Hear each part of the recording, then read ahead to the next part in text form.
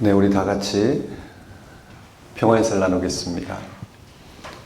하나님의 평강이 예배드리는 모든 분들에게 가득하시길 바랍니다.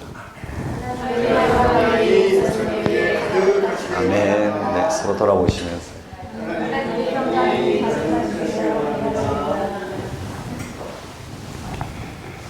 오늘은 부활절 세 번째 주일입니다.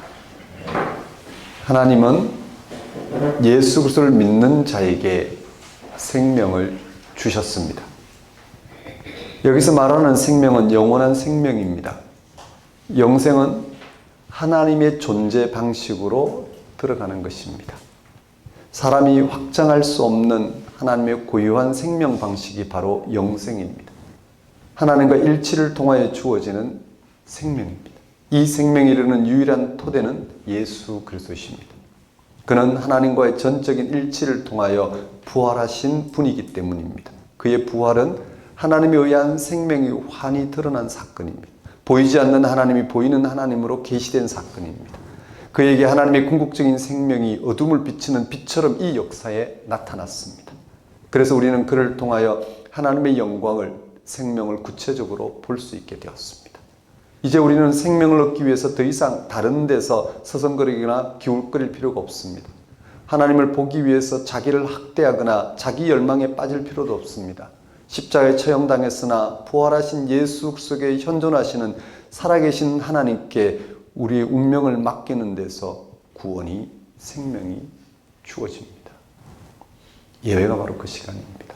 죽은 자 가운데 부활하신 예수에게 나타난 그 생명이 바로 세상을 창조하시고 우리의 생명을 완성할 하나님에 의해서 가능한 생명이라는 사실을 알아보고 받아들임으로써 그 생명을 이루실 하나님께 우리의 영혼을 온전히 의탁하는 시간이 예배입니다. 다 같이 부활절 세 번째 주일 예배를 성부와 성자와 성령 이름으로 드리겠습니다.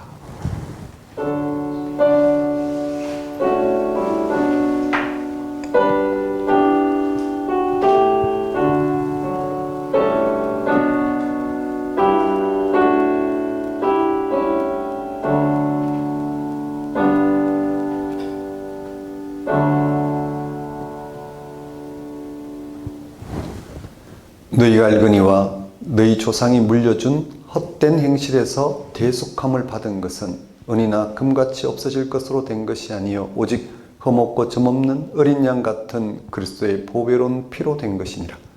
그는 창세전에 미리 알린 바 되시니나 이 말세에 너희를 위하여 나타내신 바 되었으니 너희는 그를 죽은 자 가운데 살리시고 영광을 주신 하나님을 그리스도를 말미암아 믿는 자니 너희 믿음과 소망이 하나님께 있게 하셨느니라.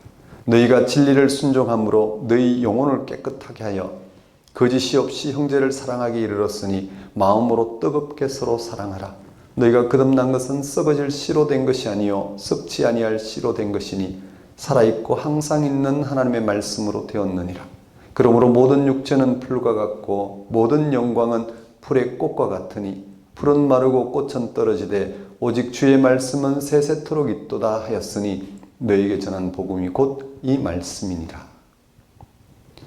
세상을 창조하시고 완성하시는 하나님 아버지, 하나님이 예수님을 죽은 자 가운데서 살리심으로 말미암아 이 세상의 생명이 하나님께 있음을 알고 그 하나님이 온전히 살아 역사하신 예수 그리스도의 부활에서 하나님을 향한 믿음과 희망을 얻게 하신 하나님 아버지를 이 시간 찬양합니다. 종말의 죽음을 극복한 생명에 참여하는 구원을 얻게 하신 하나님의 은혜로 지금 여기서 당하는 여러 가지 시험에도 절망이 아니라 오히려 희망을 갖게 하시는 하나님의 크신 은혜를 고백합니다. 죽음이 실존인 세상에서 죽음으로 인하여 고통하고 있는 세상을 참된 믿음의 능력으로 바르게 대할 수 있도록 영적 능력을 허락하신 하나님 아버지를 이 시간 경배합니다. 하나님 아버지, 이 시간 오직 하나님 한 분만을 찬양하며 하나님에게만 소망을 두고자 나온 우리의 예배를 받아주소서. 부활절기에 전적으로 하나님을 신뢰하고 순종한 결과 십자가 죽음을 당하신 예수님을 결국 부활 생명으로 승리하게 하신 하나님의 은혜를 맛보게 하시고 삶이 생명의 축제인 것을 깨닫게 하소서. 이 나라의 교회가 하나님의 다스리심을 인정하고 통치를 고백하며 하나님만을 의지하게 하소서. 예수님의 이름으로 기도드립니다. 다 같이 경배의 찬송 16장 찬양 드리겠습니다.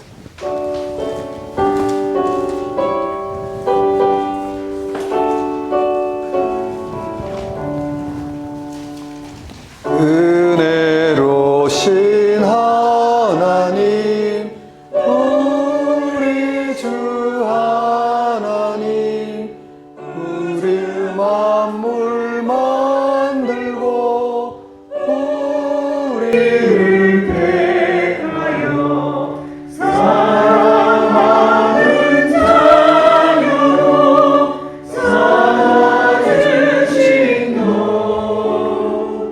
그 은혜가 고마워 찬양합니다.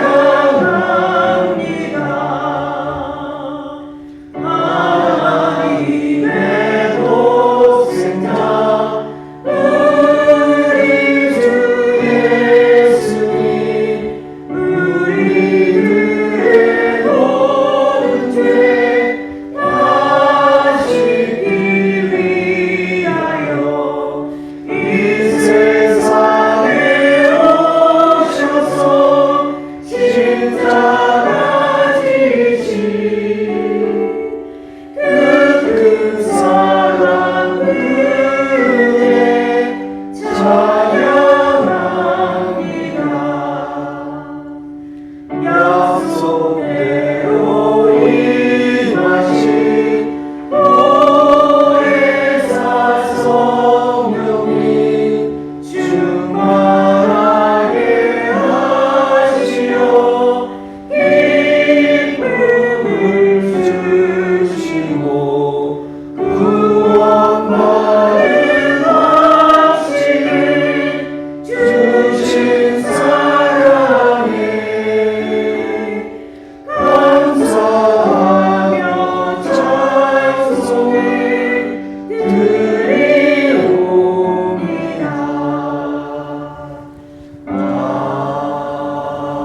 아멘. 다 같이 사도신경으로 신앙 고백하시겠습니다.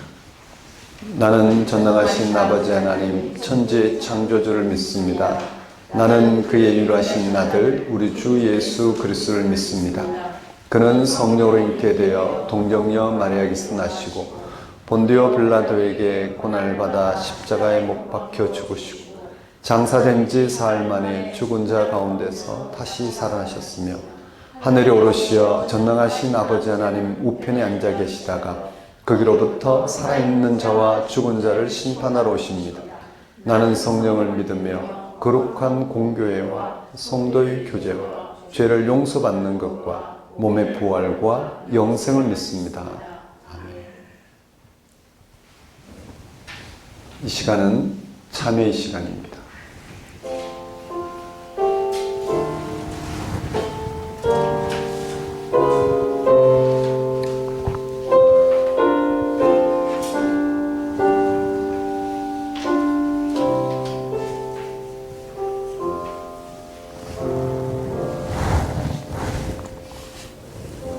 성경은 복음을 이렇게 선포합니다. 다른 이로서는 구원을 받을 수 없나니 천하 사람 중에 구원받을 만한 다른 이름을 우리에게 주신 일이 없습니다. 오직 예수 그리스도만이 구원을 주신다는 뜻입니다. 유대인들만이 아니라 동서고금을 막론하고 인류는 늘 구원자, 즉 메시아를 대망했습니다. 수많은 정치와 전쟁의 영웅 호걸들이 메시아를 자처했습니다. 인류를 자신들이 구원할 수 있다고 주장했습니다. 얼마 전에 치른 총선에서도 정치인들이 늘 내뱉는 말들이 그런 것이었습니다. 그들 중에 실제로 좋은 역할을 한 사람들도 있기는 합니다. 성인으로 추앙받는 일도 있습니다. 그러나 아무도 궁극적인 생명을 주지는 못했습니다. 아무도 인류를 생명으로부터 소외시키는 죄 문제를 해결하지 못했습니다. 그런 모든 유사 메시아들은 죄로 인해 죽었습니다. 역사에 크고 작은 이름을 남기긴 했으나 그것으로 그만이었습니다. 그러나 예수님은 다릅니다. 그는 참된 그리스도이십니다. 그래서 초기독교는 예수 위에는 구원자가 없다고 용감하게 선포했습니다. 이 사실을 유대인들은 아직도 받아들이지 않고 여전히 그들이 원하는 메시아를 기다리고 있습니다. 물론 세상 사람들도 받아들이지 않고 메시아를 찾고 있습니다. 이런 점에서 우리 기독교인들은 타 종교 및 세상의 학문 및 사상들과 메시아 논쟁을 벌이고 있습니다. 나사렛 예수가 왜 그리스도이신지를 오늘 우리는 변증해야만 합니다. 그것이 바로 전도이고 선교이고 목회이고 신앙생활입니다. 초기독교는 사람들이 십자가에 못 박아 죽인 예수를 하나님이 죽은 자 가운데 살리심으로 주와 그리스도 되게 하셨다고 전합니다. 사람들이 그를 죽였다는 사실과 하나님이 살렸다는 사실이 대비됩니다. 예수님은 사람들에 의해 버림을 받았습니다. 이는 사람들이 하나님과 영원히 원수라는 사실에 대한 증거입니다. 이런 근원적인 죄성에 의한 삶의 왜곡은 사람의 손으로 해결될 수가 없습니다. 원수를 갚는다고 해결되지 않습니다. 온갖 폭력을 동원해도 해결되지 않습니다. 예수를 못 박은 사람들을 찾아내서 엄벌에 처한다고 해서 문제가 해결되는 것은 아닙니다. 신약 성경은 전혀 다른 해결책을 제시합니다. 하나님이 예수를 죽은 자 가운데 살리셨다는 것입니다. 이것은 사람이 할 수 있는 일이 아닙니다. 이 세상을 무로부터 창조하신 분만이 할 수 있는 일입니다. 예수의 부활은 바로 창조 사건입니다. 수명을 늘리거나 건강을 유지하거나 복지를 높이는 수준이 아니라 그런 인구가 전혀 다른 궁극적인 생명으로 변화되는 것입니다. 모든 치유의 권한은 바로 여기 있습니다. 모든 삶의 회복은 바로 여기 있습니다. 부활 생명으로의 변화입니다. 그것이 무슨 뜻인지 지금은 손에 잡히지 않을지도 모릅니다. 우리는 지금의 이런 삶의 형식에 길들여져 있기 때문입니다. 이는 마치 소유를 통해서만 행복을 추구하는 세상에서 무소유를 말하는 것과 비슷합니다. 예수의 부활 사건을 이해하려면 지금의 생명 경험을 표면적으로 생각하지 말고 심층적으로 생각해야 합니다. 요한복음은 그것을 영생이라는 말로 표현했고 계시록은 새하늘과 새 땅이라고 표현했습니다. 에베소서는 만물의 충만이라고 표현했습니다. 전적으로 새로운 생명이며 새로운 세상입니다. 우리가 만든 것이 아니라 우리에게 오는 세상, 거듭나는 세상입니다. 오해는 마십시오. 지금 여기서 인간답게 살아가려고 노력하는 것 자체를 냉소적으로 바라보는 게 아닙니다. 오늘의 삶을 정확하게 이해하고 실제 의미 있는 삶을 살기 위해서라도 생명을 파괴하는, 소비하는, 소진하는 삶이 아니라 살리고 또 생명을 얻기 위한 삶을 살기 위해서라도 궁극적 미래에 참여하게 될 부활 생명을 생각해야 합니다. 그 생명이 어떻게 완성되는지를 알아야 합니다. 그 생명의 지평이 어떤 건지 알아야 합니다. 그 희망을 우리는 붙들어야 합니다.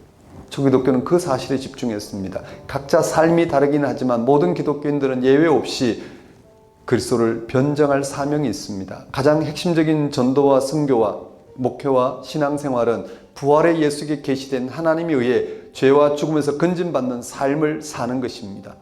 죄의 현실 가운데에서 세상 사람들처럼 소비와 소유와 자기 확대에 머물지 않고 부활의 예수를 통해 드러난 살아계신 하나님에 의한 생명의 세계에 집중하는 것입니다. 사랑하는 성도 여러분, 한 주의 삶을 돌아보십시오. 우리는 매주 주님이 살아나셨다는 사실을 듣습니다. 그 말이 여러분을 피곤하게 하지 않았으면 좋겠습니다. 그런 진술이 여러분의 인생을 구원하는 복음으로 들려졌으면 좋겠습니다. 우리가 복음으로 들을 때 정말 이 세상은 창조주 하나님에 의해서 지금의 세상이 온전한 방식으로 충만하게 된다는 사실. 지금의 우리의 생명은 오직 하나님부터 와서 하나님이 유지될 뿐만 아니라 하나님에서 거듭나야 할 생명이라는 사실. 그것을 우리가 예수를 통해서 예수의 십자가의 죽음과 부활 사건을 통해 확인하고 거기에 일치하여 우리의 삶을 재조정하고 새로운 방식으로 살아가고자 한다는 것. 그것이 얼마나 놀라운지를 다시 한번 확인하고 그렇게 살아갈 수 있도록 하나님께 회개와 간구를 드리도록 하십시다.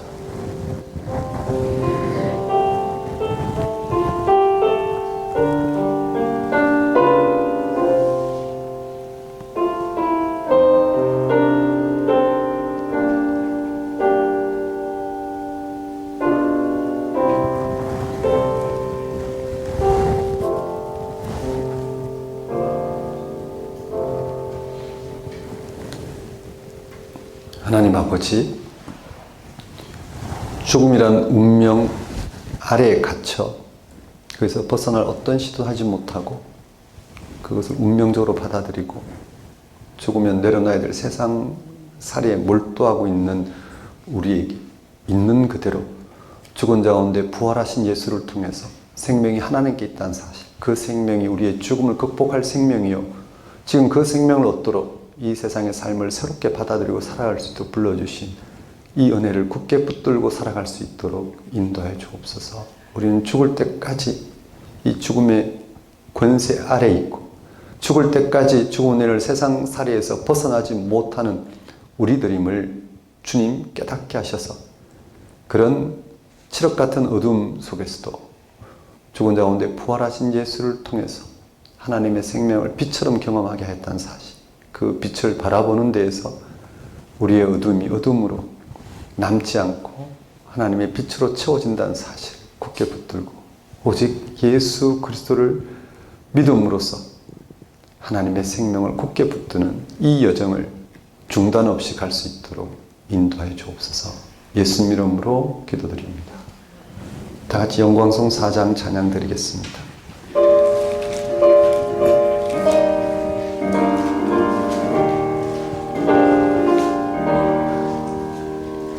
성부 성자 성령 영원히 영광 받으옵소서. 그처럼 지금까지 또 이 영원은 성삼위의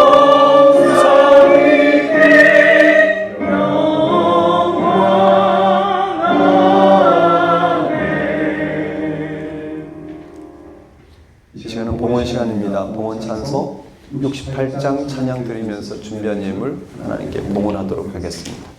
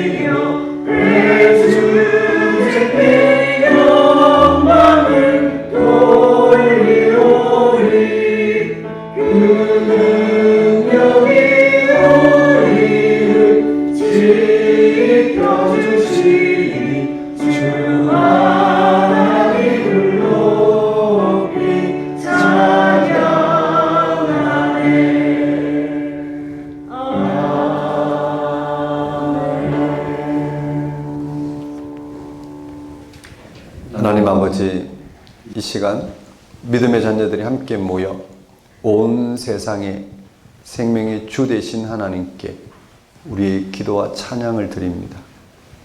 우리에게 베푸신 하나님의 은혜는 그 무엇으로 다 표현할 수 없으며 그 무엇으로도 다 갚을 길이 없습니다. 이 땅에 살아가는 모든 삶의 조건들이 우리 눈에 좋아 보이든 않든 상관없이 우리의 삶 자체가 하나님의 무한한 사랑임을, 하나님의 생명을 덧입도록 주어진 무한한 사랑의 행위임을 진심으로 믿습니다. 지금 여기서 우리가 경험하는 모든 생명 조건과 삶의 여정, 심지어 죽음조차도 모든 것이 하나님의 놀라운 사랑의 행위임을 고백합니다. 무엇보다 하나님께서는 세상을 사랑하시어 성자 예수를 보내셔서 우리가 똑같은 육신을 입게 하시고 십자가 달려 죽기까지 순종하게 하셨습니다. 우리에게 하나님의 은혜를 베풀어 주셔서 예수님을 따르게 하시고 예수님의 영광스러운 부활에 동참할 수 있게 하셨습니다. 우리가 경험하는 이 세상의 삶이 비록 견디기 힘든 순간이 많다 하더라도 하나님의 궁극적인 승리를 잊지 않게 하시, 즉 하나님의 생명으로 충만하게 된다는 사실을 굳게 붙들게 하시어 우리의 영혼이 생명의 희망으로 오늘도 가득하게 하시니 어찌 기쁨의 노래와 감사의 기도를 드리지 않을 수 있겠습니까? 이러한 하나님의 다스림 가운데 살아가게 하신 하나님의 은혜를 이 시간 고백합니다. 우리의 모든 필요를 채우신 하나님께 감사 영광을 돌리는 것은 우리의 마땅히 행할 바이며 또한 지극한 기쁨임을 알고 하나님 앞에 들고 나온 우리의 예물과 헌신을 받아주소서. 우리로 생명의 주 앞에, 그 신비 앞에, 그 약속과 미래 앞에 다만 순종하는 삶을 살게 하소서. 예수님 이름으로 기도드립니다. 교회 소식을 전하는 시간입니다. 작은 교회 여러분 안녕하십니까? 현재 우리는 작은 교회로 살아가고 있습니다. 이 시대의 신앙인으로서 성경이 전하는 하나님을, 성경이 전하는 하나님 말씀을 알아듣고 말씀하시는 그 하나님을 바르게 신뢰하고자 하는 신앙인들을 우리는 작은 교회라 명칭했습니다. 성경은 우주 만물을 창조하신 그 하나님께 현재 우리의 생명이 놓여 있다는 사실을 전하고 있습니다. 그 하나님부터 우리가 지금 같은 생명을 누릴 뿐만 아니라 이 유한한 생명이 하나님에서 온전한 생명으로 거듭난다는 사실을 전하고 있습니다.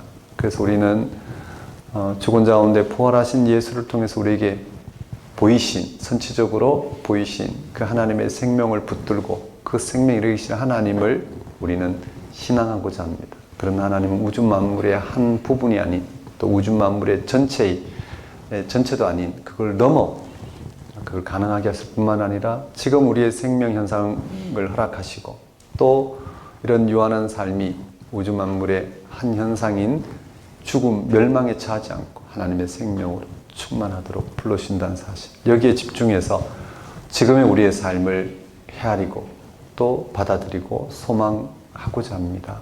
여러분에게 성경이 전하는 하나님의 말씀을, 성경이 전하고자 하는 하나님의 말씀을 늘 분명히 알아들음으로써 그 하나님이 함께 하시는 삶, 그 하나님이 함께 하셔서 하시고자 하는 그런 하나님의 구원 생명을 실질적으로 여러분의 구원 생명으로 받아들이는 그런 삶을 매주 단위로 살아내시는 신앙인이 되었으면 좋겠습니다. 누가 대신해 줄 수 없습니다.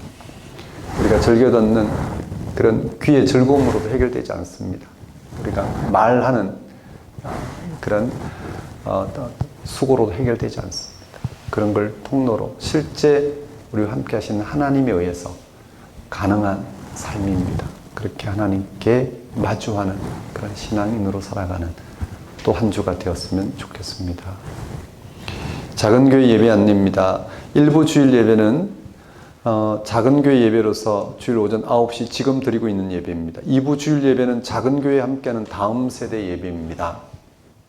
주일 오전 11시 예배입니다. 예배는 쉽고 어려움이 없습니다. 최선을 다해서 하나님께 드리지만 우리의 형편에 따라 작은 교회 예배, 작은 교회 함께하는 다음 세대 예배로 드려지고 있습니다. 4월 4주간 예배 안내, 오늘은 둘째 주로서 서초구 TMD 교육그룹 지하 1층에서 드리고 있고 신앙탐구는 2차 과정, 하나님 아버지 되신 사건을 나누도록 합니다. 네, 헌금에 대한 문의는 주부를 참고하시면 될 것 같습니다. 현재 우리가 지난 코로나 전후 해서 성경 말씀을 공부했습니다. 구약을 대표하고 있는 창세기를 공부했고요. 또 이사야를 공부했고 또 현재 사무엘상하를 공부하고 있습니다. 그리고 신약은 누가복음, 사도행전, 그리고 마가복음을 공부했고요. 또 마태복음과 현재 바울 서신 중 갈라디아서를 공부하고 있습니다. 적어도 작은 교회에 구약 신약의 중심이 뭔지, 구약 신약, 즉 하나님이 우리에게 약속하신 바가 어떤 차원인지, 그래서 우리가 어떻게 그 약속에 참여할 수 있는지, 참여함으로써 우리 가운데 가능한 새로운 삶이 어떻게 펼쳐지는지를 확인할 정도로 우리가 말씀 공부를 했습니다. 거기에 따라 저희들 예배를 드리고 또 말씀을 선포합니다. 이 설교가 우리 시대에 설교가 정말 어때야 되는지를 누구도 결정할 수 없습니다. 어떤 전통 가운데서 그걸 이어서 우리가 설교를 하지만, 그러나 설교가 되기 위해서는 어때야 되는지는 각 시대가 새롭게 발견해야 됩니다. 우리 작은 교회는 성경 공부를 통해서 성경이라는 세계를 어떻게 마주할 수 있을지, 어떻게 하나님 우리와 함께 하시는지를 함께 나누고, 이 시간에 그 하나님께 우리의 영혼을 의탁하면서 계속해서 그 하나님을 알아가는 길을 우리가 확보할 수 있을지, 그걸 계속해서 모색하고 있습니다. 그렇기 때문에 두 가지 전통이 필요합니다. 성경을 바르게 공부해야 됩니다. 그리고 성경을 바르게 해석하고 거기에 근거해서 우리 기독교 신앙을 구현하고자 하는 기독교 2000년 전통이 필요합니다.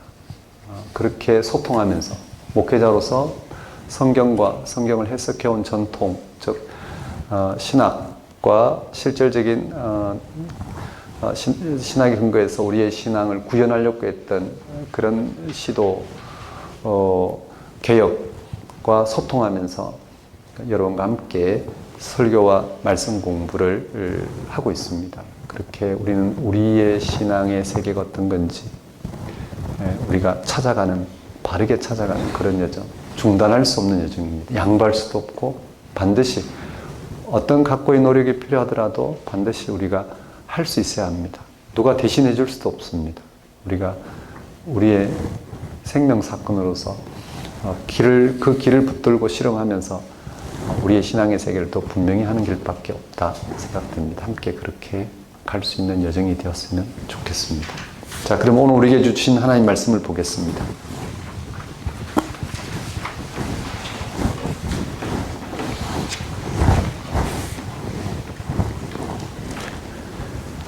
오늘 우리에게 주신 하나님 말씀은 누가복음 24장 13절에서 35절까지 말씀입니다.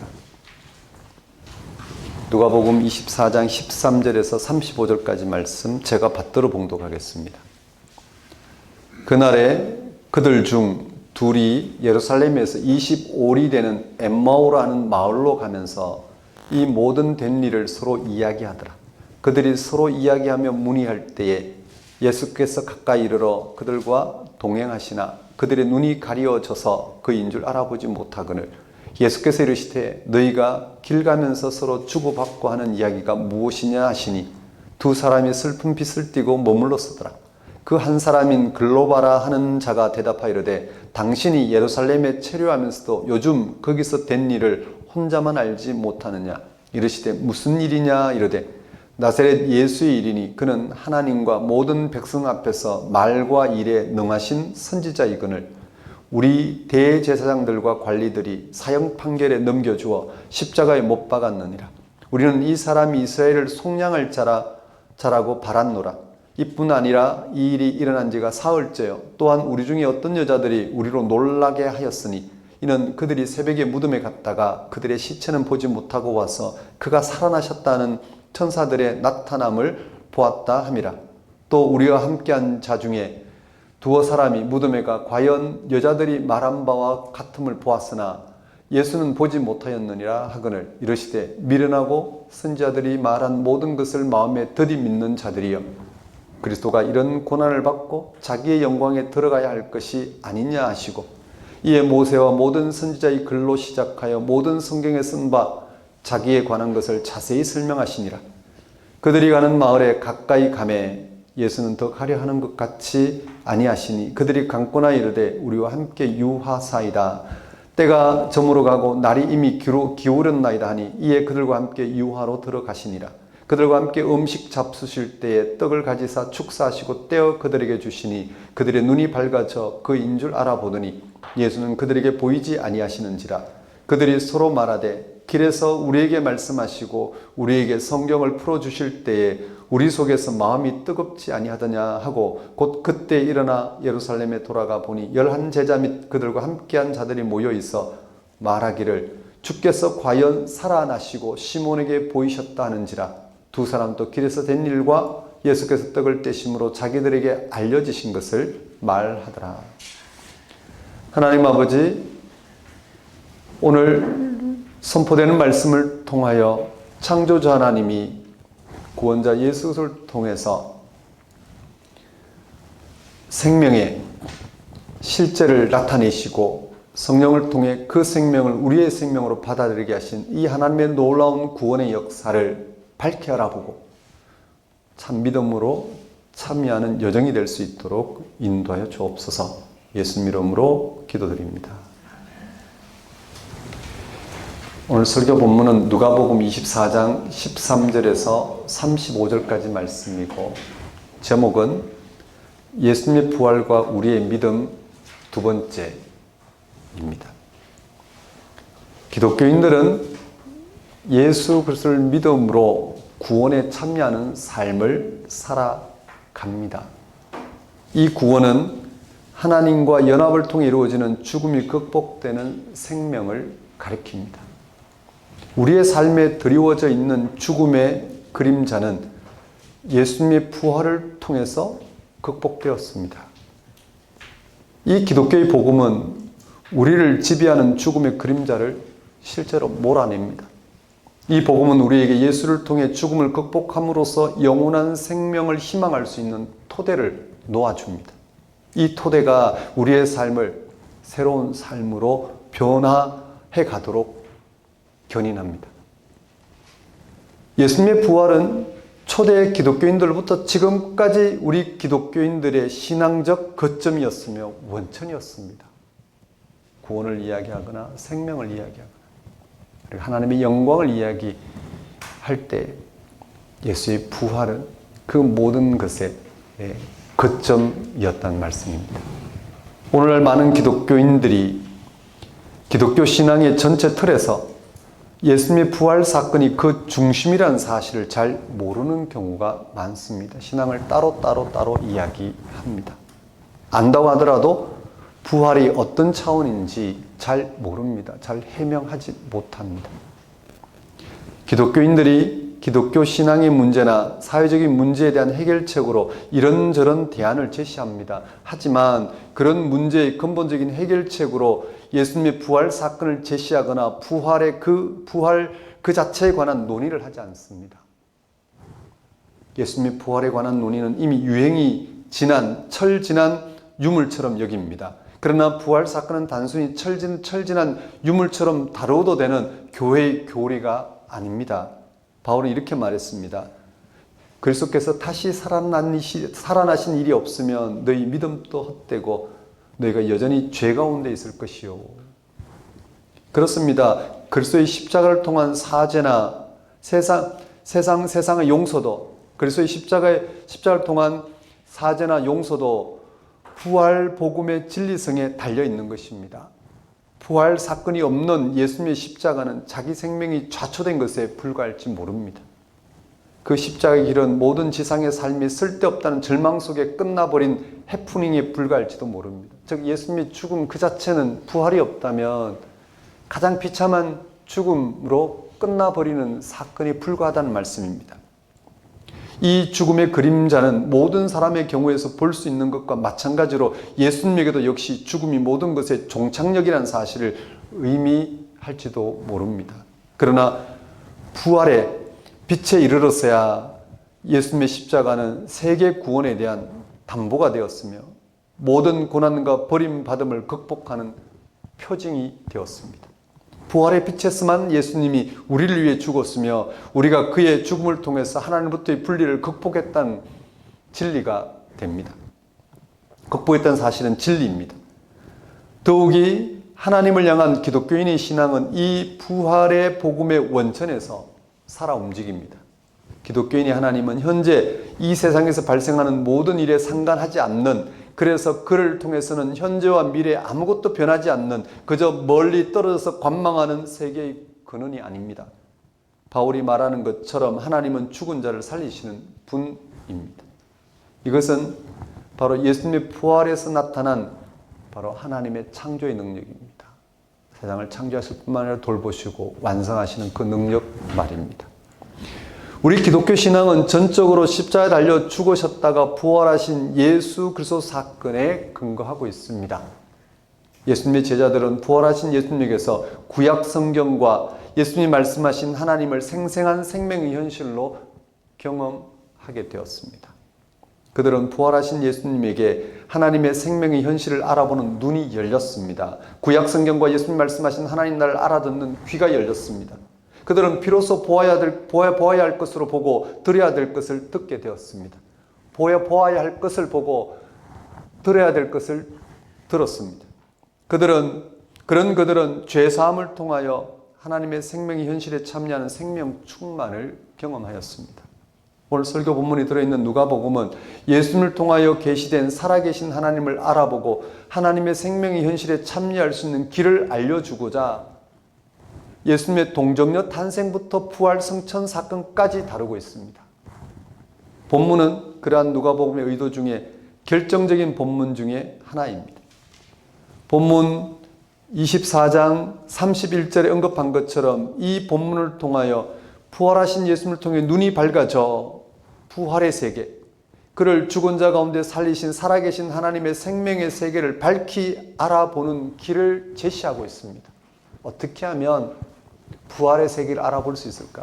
어떻게 하면 죽은 자 가운데 부활하신 예수를 통하여 죽음이 극복되는 생명을 우리의 생명의 현실로 알아보고 받아들이고 거기에 참여하는 방식으로 살아갈 수 있을까? 그 길을 가르쳐주고 있다는 말씀입니다. 자, 본문 이야기는 예수가 십자가에 죽은 지 사흘째 되던 날, 그 무덤에 시체가 없다는 사실이 확인된 날, 두 명의 제자가 예루살렘을 떠나 엠마오로 가는 길에서 일어난 사건입니다. 이 이야기에 나오는 두 명의 제자 중 한 사람의 이름은 글로바라고 합니다. 이들은 예루살렘에서 엠마오로 가는 중이었습니다. 그 길은 예수님을 따르던 두 제자가 예루살렘에서 예수님에게 일어난 일로 심히 낙심하여 모든 것을 포기하고 내려가는 길이었습니다. 그런 도중에 예수님께서 그들에게 다가왔습니다. 그러나 그 둘은 그들에게 다가온 사람이 부활의 주님인지 알아보지 못했습니다. 누가는 그 이유를 16절에서 그들의 눈이 가리워져서 그인 줄 알아보지 못하였기 때문이라고 밝힙니다. 예수님은 그들에게 너희가 길 가면서 서로 주고받고 하는 이야기가 무엇이냐고 물었습니다. 두 사람은 아주 슬픈 빛을 띠고 멈춰서서 그 중에 한 사람인 글로바가 자신에게 질문하는 분이 미처 자신들이 따르던 예수님이신 줄 알아보지 못한 채 예루살렘에 일어난 일은 당신 혼자만 모르느냐 하면서 자신들이 나눈 이야기를 들려줍니다. 이 두 제자가 엠마오로 가는 길에 나눈 이야기는 바로 나사렛 예수에 관한 일이라는 것입니다. 먼저 19절에서 21절까지 예수님의 십자가의 죽음에 관하여 말합니다. 나사렛 예수는 하나님과 모든 백성 앞에서 말과 일에 있어서 능력이 있으신 선지자였다는 것입니다. 즉 하나님의 일을 정확히 드러낸 선지자였다는 말씀입니다. 그들은 이 예수가 이스라엘을 해방하실 분이라고 생각했는데 그들의 기대와는 달리 그들의 유대교 지도자들이 그를 십자가에 못 박아 죽게 하였고 무덤에 묻었다는 것입니다. 그런데 그 일이 일어난 지 사흘째 되었는데 아주 놀랍고 낯선 소식을 듣게 되었다는 것입니다. 바로 예수님의 부활에 관한 이야기입니다. 22절에서 24절까지입니다.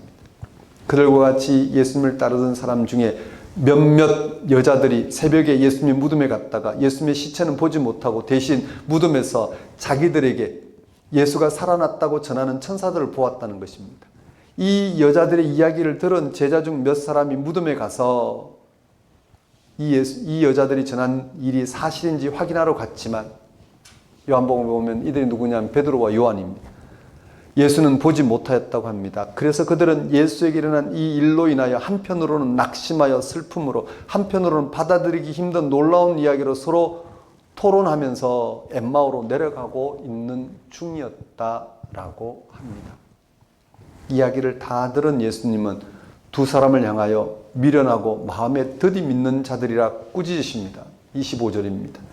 미련하고 선지자들이 말한 모든 것을 마음에 더디 믿는 자들이요. 그리고 이어서 26절, 27절에서 선지자들이 그리스도가 고난을 받고 영광에 들어가야 할 것을 이미 전하지 않았느냐 말씀하시고는 그러한 그리스도에 관한 증거를 구약 성경을 들어 자세히 풀어 설명해 주셨습니다. 구약 성경을 들어 자세히 풀어 설명해 주셨습니다. 그러는 도중에 엠마오라는 마을에 도착했고 예수님은 계속 가려고 하시니 두 제자는 관건하여 날도 이미 기울었으니 그들과 함께 유하자, 머물자고 청했습니다. 예수님은 그들과 함께 더 머물게 되었습니다. 이제 예수님과 두 제자는 엠마오 마을에 함께 머물면서 저녁 식사를 하게 되었습니다. 30절 이하의 말씀입니다. 식사의 자리에서 예수님은 떡을 가지시고 축사하시고 떼어 그들에게 주셨습니다. 그러자 그들의 눈이 밝아져 예수인 줄 알아보았다고 합니다. 그런데 그들이 알아본 예수는 더 이상 그들에게 보이지 않았다고도 합니다. 31절입니다. 그들의 눈이 밝아져 그인 줄 알아보더니 예수는 그들에게 보이지 아니하시는지라. 눈이 밝아지기 전까지는 예수님이 제자들과 함께 있었지만 제자들이 알아보지 못했다고 했는데 이번에는 눈이 밝아져 그들과 함께하던 이가 예수님이신 줄 알아보았는데 그가 더 이상 보이지 않았다는 것입니다. 무슨 현상일까? 도대체 본문은 뭘 전하고자 하는 것일까? 그 다음 이야기를 보겠습니다.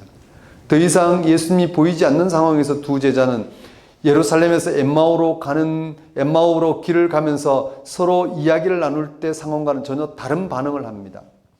그때는 예수에게 일어난 일이 무엇과 같은지 도무지 몰라 서로 질문하면서 슬픔에 잠겨 예루살렘에서 엠마오로 내려가는 길이었습니다. 그러나 지금은 다릅니다. 그들과 함께했던 분이 부활하신 예수님이라는 사실을 알아보았는데 더 이상 보이지 않았습니다. 그런데 그들은 낙담하거나 슬퍼하지 않고 오히려 예수님이 그들에게 성경 말씀을 풀어주실 때 그들의 낙담과 슬픔이 극복되고 기쁨으로 마음이 뜨거워졌다는 것을 회상합니다. 그리고 그들은 일어나 엠마오에서 다시 예루살렘으로 돌아갔습니다. 그 길은 의문과 슬픔이 가득한 길이 아닌 기쁜 소식과 그 소식을 인해서 마음이 뜨거워진 그 길이었습니다.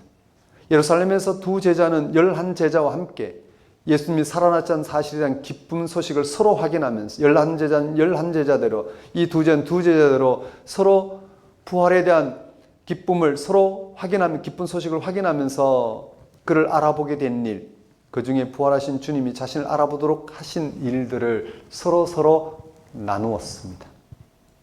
오늘 설교 본문의 핵심은 분명해 보입니다.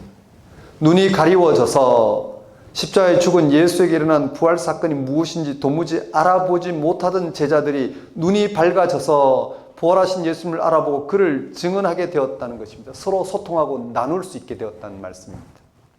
이 사건에서 제자들은 어떻게 눈이 밝아졌을까?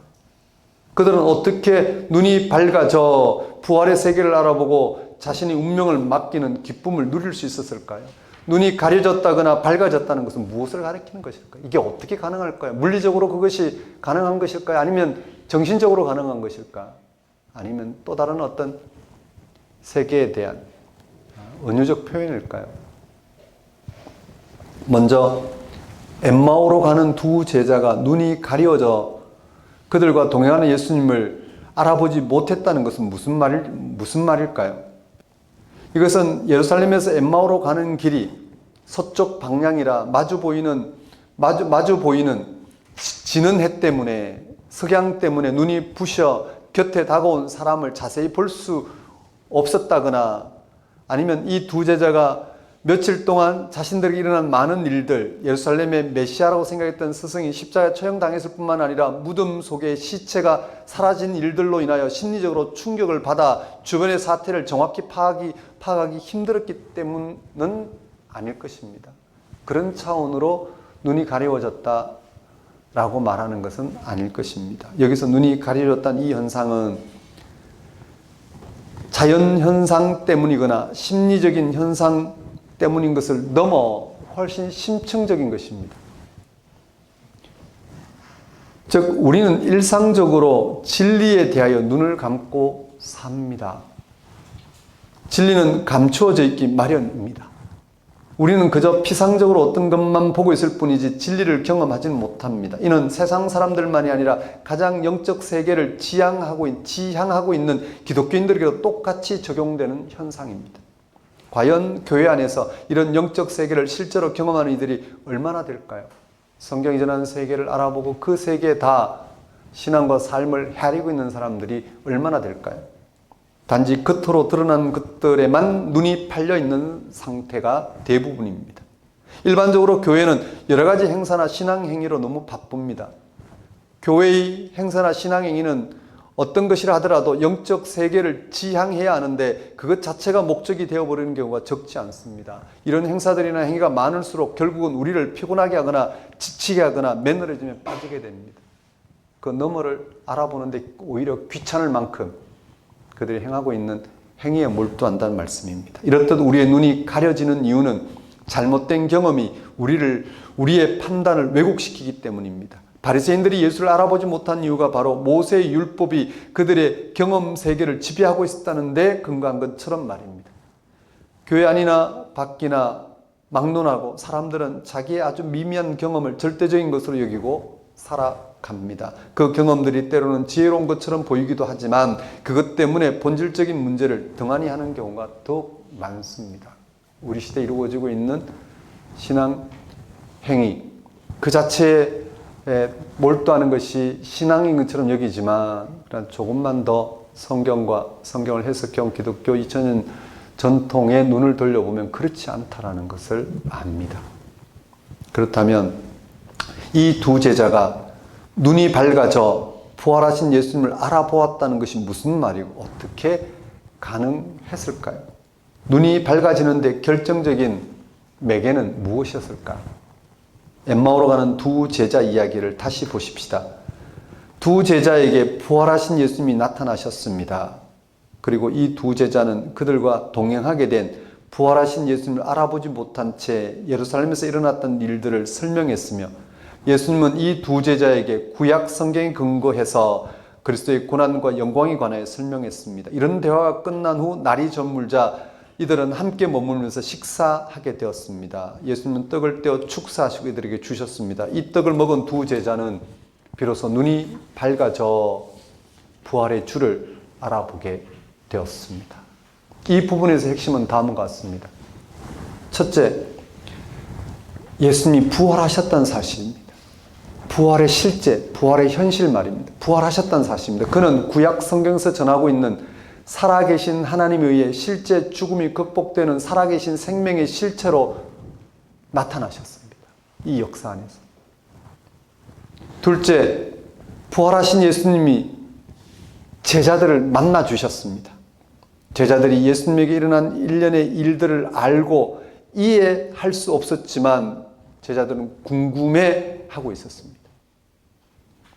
셋째, 구약 성경이 증언하고 있는 그리스도에 관한 설명을 들었습니다. 제자들은.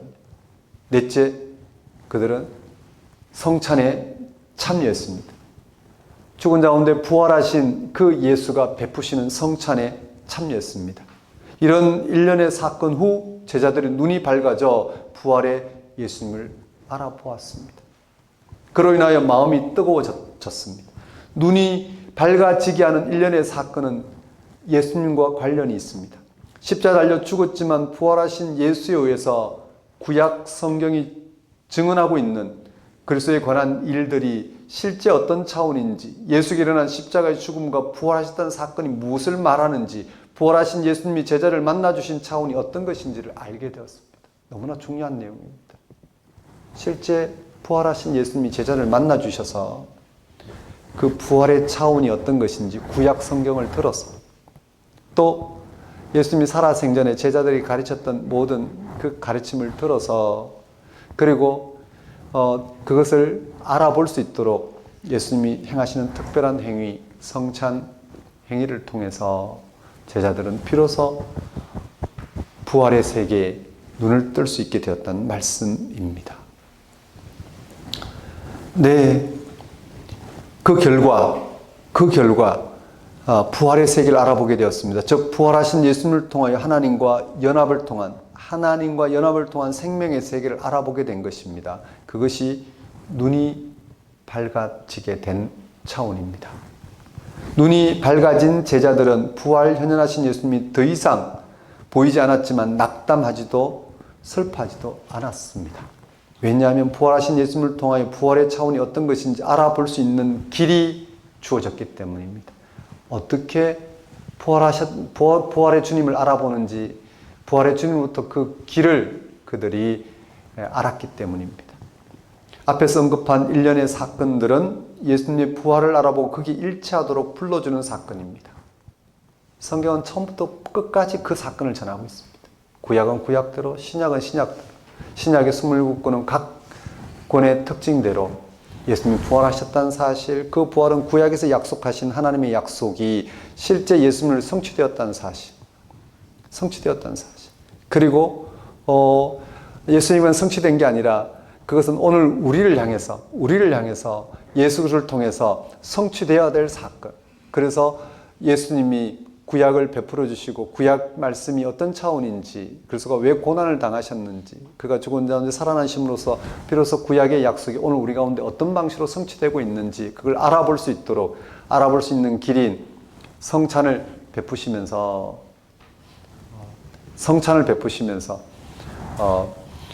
이 제자들이 눈이 밝아져 부활하신 예수를 알아보고 부활의 세계에 참여할 수 있게 되었다는 사실, 그 길을 그들은 너무나도 분명하게 부활하신 주님을 통해서 알아보았기 때문입니다. 거기서 제자들은 눈이 열려 부활의 주님을 경험할 수 있었던 것입니다. 이제 제자들은 이러한 사건들을 통하여 부활의 세계를 알아볼 수 있게 되었기 때문에 부활의 주님이 보이지 않지만 더 이상 당황하지 않았습니다. 아니, 부활의 세계를 알아봤기 때문에 당연히 오늘 우리가 살아가는 삶의 방식으로는 그 부활의 주님을 눈으로 볼 수 없다는 사실을 그들은 너무나도 당연하게 확인하고 그것을 그들은 두려워하거나 당황하지 않았다는 말씀입니다. 오늘날 기독교인들은 예수님에게 무슨 일이 일어났는지 알려고 하지 않고 무조건 예수 그리스도를 믿으려고만 하죠. 어떻게 하면 예수님에게 일어난 일을 인식할 수 있고 경험할 수 있고 바르게 믿을 수 있는지에 대한 관심이 별로 없습니다. 어떻게 부활신앙이 가능한지에 대해서 별로 관심이 없습니다. 성경은 오직 그 한 가지 관심을 우리에게 보이고 있는데도 말입니다. 즉 예수 그리스도의 사건에 대하여 별로 궁금해하지 않습니다. 대신에 교회 생활이나 신앙 행위에 매달립니다. 어떻게 하면 교회 생활 잘하고 믿음 생활 잘할까 하는 것하고 예수 사건에 관심을 두는 것하고는 다릅니다. 예수님 당시 유대교 지도자들이 성전과 율법에 매달렸지만 그것이 곧 하나님의 일에 관한 관심이 아니었던 것과 같습니다. 신앙생활은 열심히 하는데 예수 그리스도에 관한 관심은 별로 없는 것과 같습니다. 또 예수 그리스도에 관한 관심을 보이는 것 같지만 실제로는 그에게 일어난 사건의 실체를 알아보려고 하지 않습니다. 이런 상태에서는 평생 교회를 다녀도 예수 그리스도가 누구인지, 그에게 일어난 일이 무엇인지 잘 모릅니다. 결국 눈이 가려진 그대로 살아갑니다. 실질적으로 예수를 통해 드러난 영적 세계를 알아보지 못합니다. 오히려 자기의 관심사를 예수 그리스도의 사건에 투영시켜 마치 예수로부터 주어지는 영적 세계인 양 착각하여 살아갑니다. 예수님의 부활에서 계시된 하나님의 영적 세계에 대해서는 정말 생소해 합니다. 그러한 부활, 하나님의 영적 세계에 대해서 막연해하고 그런 설명에 그들은 언짢아합니다. 기독교 신앙은 예수님에게 일어난 부활과 그 부활 경험이 결정적입니다. 부활 경험은 막연하지 않습니다. 하나님은 이 세상을 창조한 분이십니다. 그 하나님이 이 세상에 개입하셔서 하나님이 약속하신 구원, 그 생명을 주시고자 하셨습니다. 그것의 아주 구체적인 사건이 예수님의 부활입니다. 십자가에 달려 죽기까지 순종하셔서 부활하신 예수님은 이 세상을 향한 구체적인 살아계신 하나님의 약속, 즉 종말론적 구원, 생명을 드러내셨습니다. 부활하신 예수님은 예수님을 따르거나 낙심하고 예수님을 따르다가 낙심하고 엠마오로 가던 두 제자를 찾아오셨습니다. 그리고 그들이 무엇을 당황해 하는지 물으셨고 그 일에 관하여 구약 성경을 통해 설명하셨고 그리고 성찬을 베푸셨습니다. 그분은 자신의 운명을 통하여 구체적으로 하나님의 구원 사건을 성취하시고 제자들에게 그것을 경험하도록 찾아오시는 분이십니다. 가만히 있지 않고 자신을 드러내시는 분이십니다. 문제는 우리의 눈이 밝으냐 하는 것입니다. 눈이 가려져 있으면 바로 옆에 구체적으로 자신을 계시하시는 부활의 주님이 계셔도 알아볼 수가 없습니다. 여기서 눈이 밝아지는 것이 핵심입니다. 우리의 신앙 여정은 바로 눈이 계속해서 밝아지는 여정이라 할 수 있습니다. 누가복음은 부활의 세계를 알아볼 수 있도록 우리의 눈이 밝아지는 두 가지 사실을 강조합니다. 지금까지 설명한 내용은 이 두 가지 사실에 귀결됩니다. 첫째, 신구약 성경은 죽은 자 가운데서 부활하신 예수 그리스도의 사건에서 드러난 하나님의 생명의 세계를 전하고 있다는 것입니다. 그것이 구약의 약속이고 신약에서 성취된 하나님의 약속이라는 것입니다. 오늘 본문에서 예수님은 엠마오 도상에 제자들에게 다음같이 책망하십니다. 25절에 미련하고 선지자들이 말한 모든 것을 마음에 들이믿는 자들이요. 이는 제자들이 성경에서 진술된 그리스도의 고난과 죽으심 그리고 부활을 통한 하나님의 생명의 세계를 알지 못했기 때문입니다. 누가복음은 예수님이 성경 말씀에 온전히 순종했을 뿐만 아니라 성경의 예언들을 성취하고 계셨다고 전합니다. 예수님을 메시아로 받아들이지 않았던 이스라엘의 잘못은 그들의 성경을 아는데 실패하여 저지른 행위였습니다. 오늘 우리는 누가와 같은 신약 성경 기자들의 도움을 받아 부활하신 예수님께서 구약 성경이 전하고 있는 하나님의 구원에 대한 참된 사건을 성취하시고 그것을 드러내셨다는 사실을 알고 있습니다. 그렇다면 우리 기독교인들의 관건은 신구약 성경이 바로 예수 그리스도의 부활 사건에 대한 증언이라는 사실을 알고 그것을 바르게 해석하고 직면해서 거기에 참여하는 것입니다. 거기서 가려진 눈이 열리는 참 진리 사건이 드러날 것입니다. 두 번째는 우리가 예수님의 운명에 일치하는 성찬과 같은 신앙 사건을 통하여 부활하신 예수님이 제자들에게 계시하신 부활의 세계를 우리도 알아볼 수 있게 된다는 것입니다.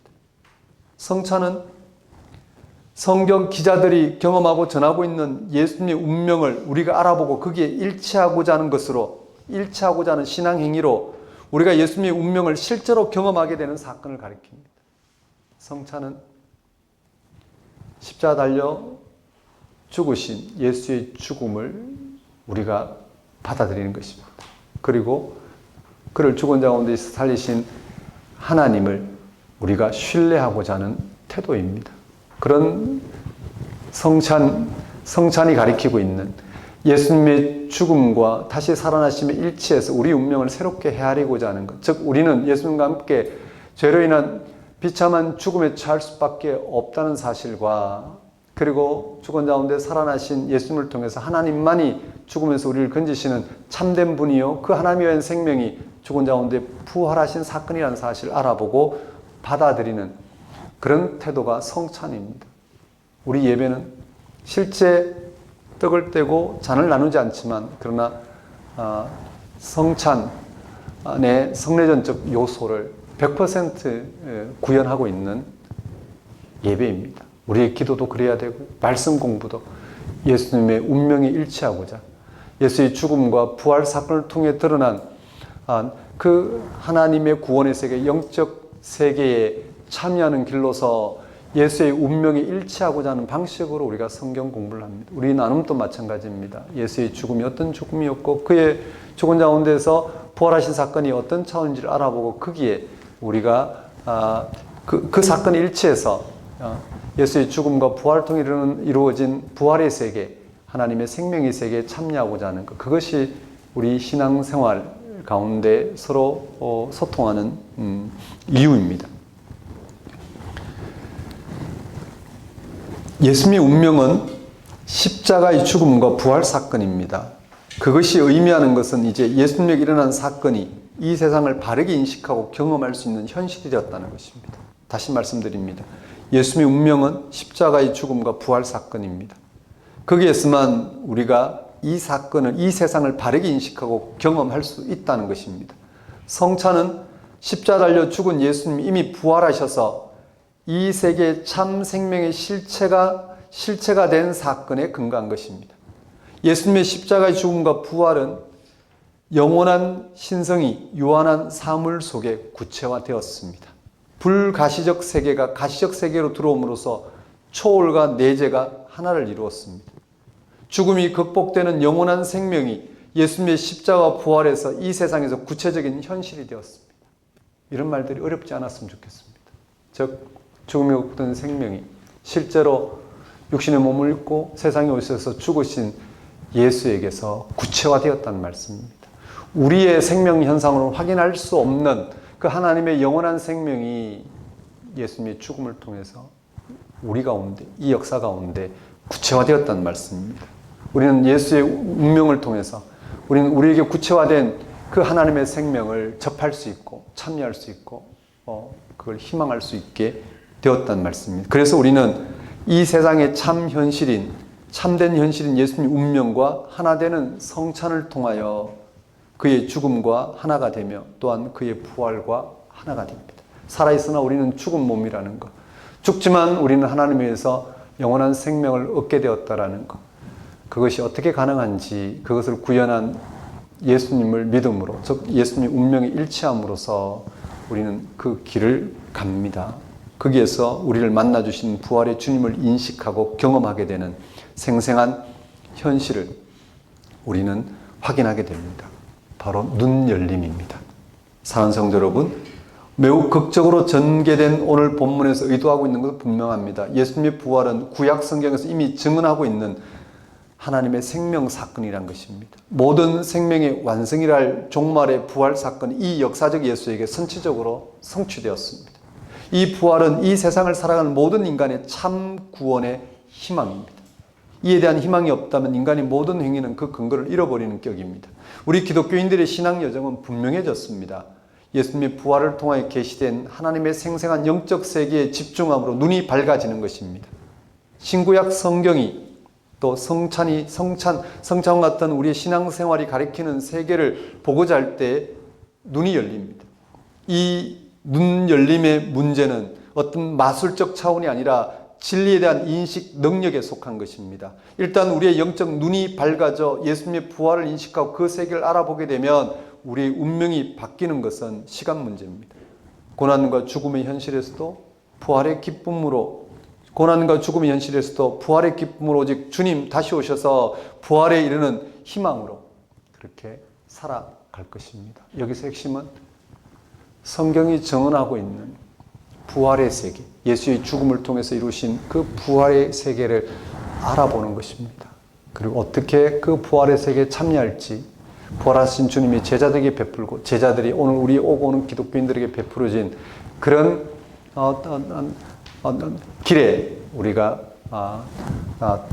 들어서는 것입니다. 그것이 예수의 죽음에 일치하여 죽은 자 가운데 살리신 그 하나님을 신뢰하고자 하는 것입니다. 결국 우리의 모든 신앙 행위는 예수님의 운명에 일치하여 우리는 이미 죽은 자로서 이 세상에 살아가고 있다는 사실을 받아들이는 것입니다. 그리고 그런 우리를 향해 먼저 죽으신 예수를 통해서 죽음이 극복된 생명을 하나님이 베풀고 계시다는 사실을 받아들이고 예수에게 나타나는 그 생명을 우리의 생명으로 삼고 그 생명에 이르게 계실 하나님을 신뢰하고자 하는 것입니다. 그럴 때 우리는 우리의 죽음 가운데 살아계신 하나님에 의해서 가능한 생명을 베푸시는 부활의 주님을 생생한 현실로 만나게 됩니다. 그 안에서 우리는 하나님을 영원토록 신뢰하는 방식으로 우리는 우리의 신앙을 우리는 확인하게 될 것입니다. 이렇게 하나님, 예수를 통해 하나님과 연루되어 가는 것이 우리의 신앙 여정이라는 것입니다. 이 여정에서 우리는 눈이 열리고 하나님을 하나님으로 바르게, 하나님의 생명의 세계를 우리의 생명으로 바르게 바라보고 확인하는 그런 길이 주어질 것입니다. 기도하겠습니다. 하나님 아버지, 이 시간 선포된 말씀을 통하여 부활하신 주님을 통해 죽음이 극복되는 생명이 오늘 우리의 영적 현실, 생명의 현실, 구원의 현실을 알아보고 거기에 이르는 길이 예수의 죽음에, 예수님의 운명에 일치하는 것임을 깨닫고 그게 일치함으로써 눈이 열려 죽은 자 가운데 부활하신 예수를 통해서 우리에게 생생한 현실로 다가온 하나님의 구원, 하나님의 생명, 하나님의 부활의 세계를 밝히 알아보고 그게 참여하는 한 주가 될 수 있도록 인도하여 주옵소서. 예수님 이름으로 기도드립니다. 다 같이 일어나셔서 결단의 찬송 135장 찬양 드리겠습니다.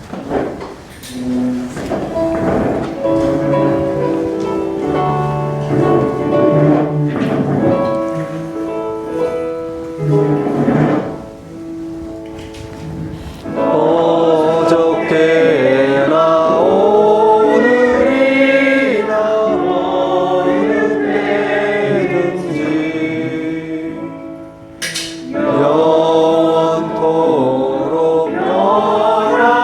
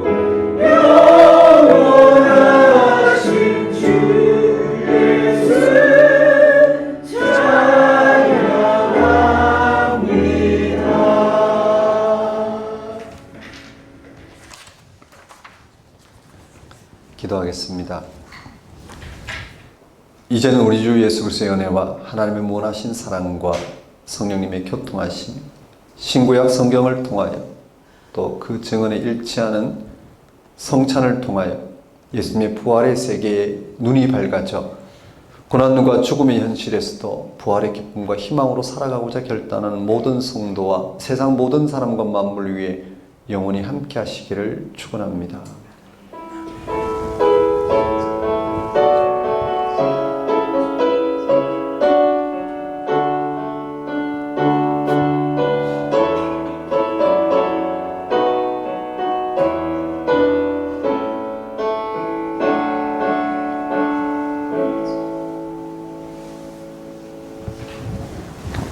예배를 마치겠습니다.